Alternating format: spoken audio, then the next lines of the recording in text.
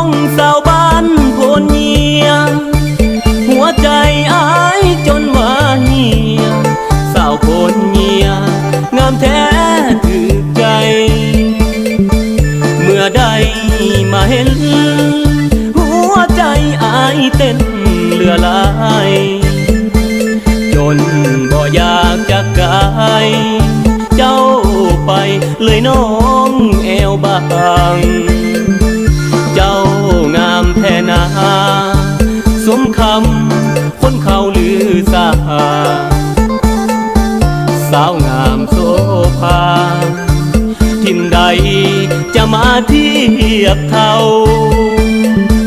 สาวบ้านโพนเยียเห็นแล้วอายหลงหักเจ้าโอ้แม่นุ่งเหงามีใจให้อายเถิดนาบ้านวัฒนธรรมอัตถกรรมจักสาน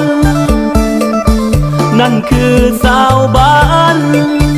โพนเยียเก่งแท้น้องลามาสานติดเขาซอยเจ้าได้บ่ตาหวานถ้าหากนุ่งขานเจ้ายังบ่มีผู้ใด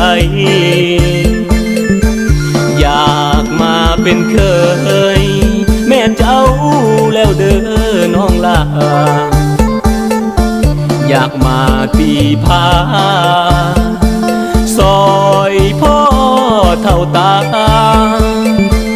คงจะสุขใจถ้าได้น้องมาเป็นเมียสาวบ้านโพนเยียทั้งงามทั้งเก่งแค่นา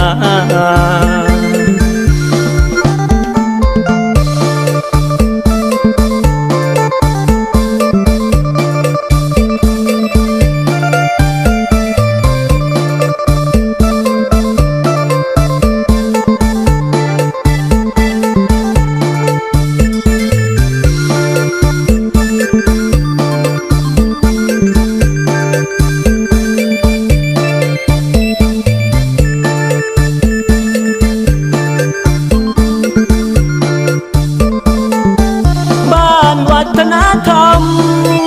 อัตถกรรมจักสานนั่นคือสาวบ้านโพนเยียเก่งแท้น้องลามาสานติดเขาซอยเจ้าได้บ่ตาหวานถ้าหากนุ่งขานเจ้ายังบ่มีผู้ใด